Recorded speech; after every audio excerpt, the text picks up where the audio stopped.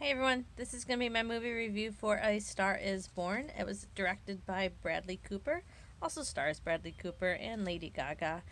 There was a lot of hype with this movie. First of all, I do want to tell everybody it is rated R. The only reason why it's rated R, well, there's two reasons. There's a lot of swearing. The F bomb is dropped multiple times consistently, not like overdone. I wouldn't call it overdone, I would call it appropriate, meaning like they used it appropriately but didn't overuse the word like some movies do.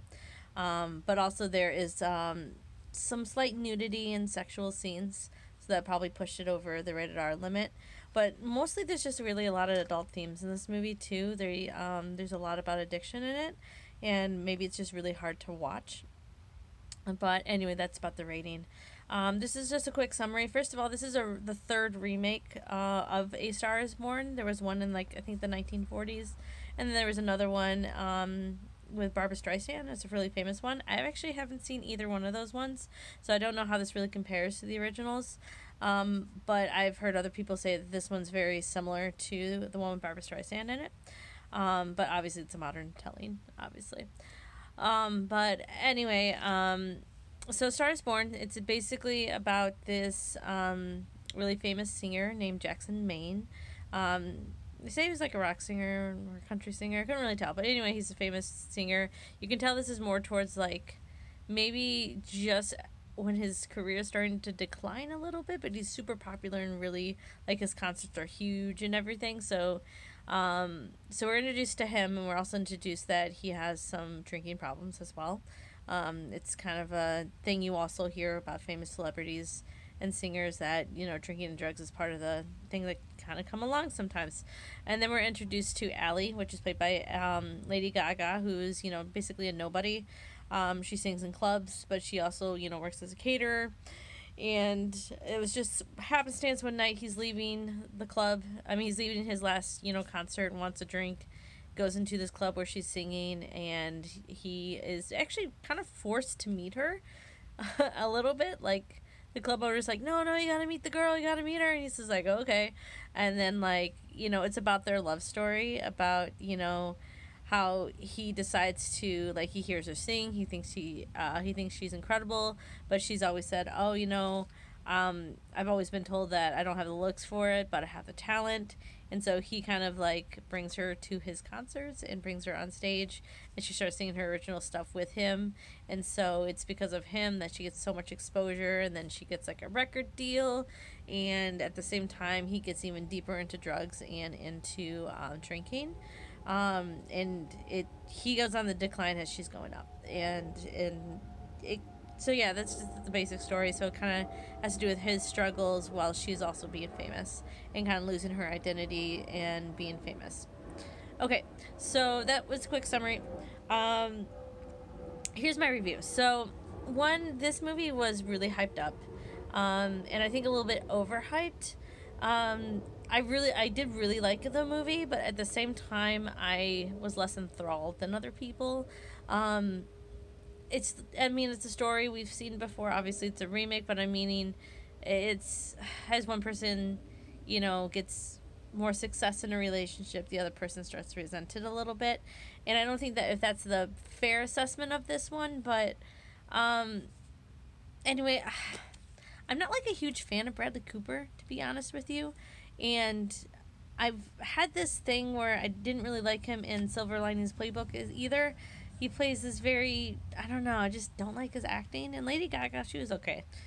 She was alright. I mean, I don't know if I like their acting style. This one kind of bothered me a little bit because Bradley Cooper has this raspy voice the entire time, and I realized that he has a tired voice. He's dealing with addiction, and I kind of get that, but I was just like, and he kind of was matching Sam Worthington's voice, kind of tremor a little bit too. I mean, I don't think that's a fair assessment, but that's.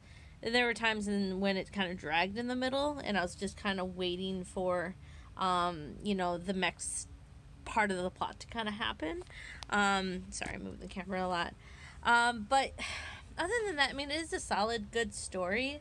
And I'm going to compare it like, it's kind of like an hourglass, or maybe not an hourglass. I kind of think where, what's the best way to describe it?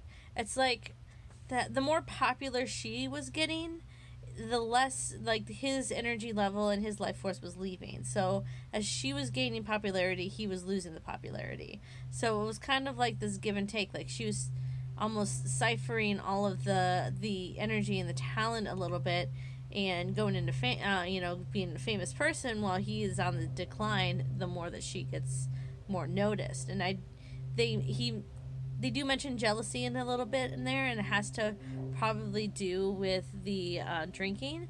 But I really more interpreted as he created this girl, and he noticed her talent at the beginning, and suddenly she let the record company dictate who she should be. And I think he resented the record company for, basically taking the love of his life and making her poppy. And that's where I was really getting it. And I'm glad, like, when the SNL scene happened, I was just like, this is the song she's singing. This fluff, this crap that she's singing, and he calls her out on it. And it was so justified, and I so understood it. And she had to realize that she was slowly losing who she really was just so she could get the record deal. And you see her kind of fighting to be who she is, but she gave in. She changed her hair color. I really think during there was a photo shoot, and there's a big thing in the beginning where she says that, oh, everybody tells me my nose is too big. And I actually think it was a missed opportunity when they were doing the photo shoot, where there should have been a line in there thrown of, oh, you know what, why don't we Photoshop her nose a little bit and make it smaller? Something along the lines of that. I think it would have connected it just a little bit more. But it does show kind of how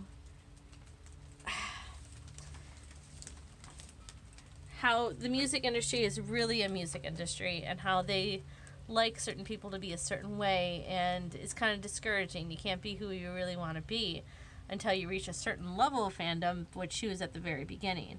And it really kind of hurt to see her become so poppy. And I don't know if that's a reflection of Lady Gaga's own true story going into the music business. I don't know. But it really hurt. And what I was hoping for is that after he called her out on that she would go back to her roots and fight more to, lose the dancers, lose the, unpopify her songs and use more original stuff. But that never happened, and it made me really sad. There is a lot of content just dealing with his addiction, and that was really, really hard to watch. And I think it was a little bit authentic. And one thing I really did like about this film, too, is just the dialogue structure. The dialogue structure was very realistic, meaning the lines weren't clear. It wasn't, I'm reading a straight sentence. It's how people usually talk. When somebody asks a question, sometimes we have to not answer it immediately. Like, when you ask me a question, sometimes I'm like, well, let me think. Well, you see, like, I'm still, like, when I'm put on the spot, I have to form my own words. And the movie did that very well. It was like, sometimes they had difficulty you can see them trying to find the right words to say at any given time. And it was very real to me. I really enjoyed that. So kudos to that. But anyway, so Star is Born, it's worth seeing. I wasn't, over the moon like some people are with it. It was a good film. Not the best I've seen. So out of 39 movies I've seen so far this year, I'm rating this at number 11. I would definitely want to see this before I see Ant-Man and the Wasp again. Definitely just more authentic, good story. It kind of draws at your heartstrings a little bit. But I definitely would see Ocean's 8 before I see this movie again. Ocean's 8 just entertained me a lot more. It was fun. It was more fiction and everything, but I just liked the storytelling better in Ocean's 8. So yeah, that, folks, is my review of A Star is Born. All right, I'll see you in the next review. Bye.